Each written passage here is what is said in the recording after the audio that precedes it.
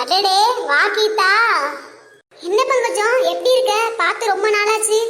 உன் மகனுக்கு எத்தனை குழந்தை? அதை ஏண்டி கீதா கேக்குற? எங்கேயும் இல்லாத சீமையில இருந்து என் மாமா ஒருத்திய கொண்டு வந்தான். 5 வருஷம் ஆகுது. இன்னும் ஒரு நல்ல செய்தி என் காதுக்கு வரல. என்னடி சொல்ற? சரி சரி வா உக்காந்துக்கிட்டே பேசுவோம். அவளுக்கு ஏதோ பிரச்சனையா. இவளை தீர்த்து விட்டுட்டு வேற பொண்ணை பார்த்து தாண்டி என் பையனுக்கு கட்டணும். இது வந்த நேரம் என் வீடே விளங்க மாட்டுதுடி. ஏண்டி இப்படியெல்லாம் பேசுற?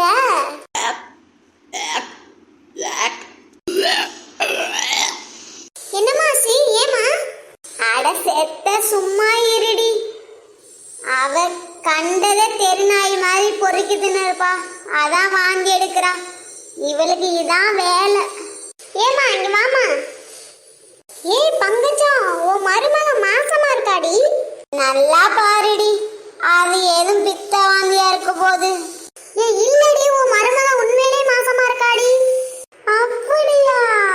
நீ வந்த நேரண்டி இவ மாசமாயிட்டா. என்னம்மா அவளை தீர்த்து விட்டு வேற கல்யாணம் பண்ண போன்னு சொல்லிட்டு இருந்தா? நம்ம மாமியார் எவ்வளவு கஷ்டப்படுத்திருப்பாங்க. அப்பெல்லாம் நமக்கு எவ்வளவு கஷ்டமா இருந்திருக்கும். அப்ப யோசிச்சிருப்போமா நம்ம மாமியார் நமக்கு ஒரு நல்ல அம்மாவா இருக்கணும்னு? அது மாதிரி தாண்டி இவங்களும் நம்மள நினைப்பாங்க.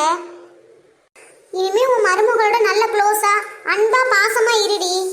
அவளும் உன்னை கஷ்டப்படுத்த மாட்டா, நீயும் அவளை கஷ்டப்படுத்த வேணாம். வாழ்றது ஒரு வாழ்க்கை. அதை குறை சொல்லிக்கிட்டு கஷ்டப்படுத்திக்கிட்டு எதுக்குடி? சாரிடி கீதா, என்னை மன்னிச்சிருடி. நான் ஏதோ புரியாம தெரியாம பண்ணிட்டேன். எதையுமே யோசிச்சு பார்க்கலடி. யோசிச்சு பார்த்துருந்தா நான் இப்படி ஒரு தப்பை பண்ணியிருக்க மாட்டேன்டி. இவளை அப்பலேருந்து நான் திட்டிக்கிட்டே இருந்தேன் கூட. அவ என்னை எதிர்த்து ஒரு வார்த்தை கூட பேச மாட்டாடி. இருந்தாலும் எனக்கு கீழே இவ இருக்கணும்னு நான் திட்டிக்கிட்டே இருந்தேன்டி.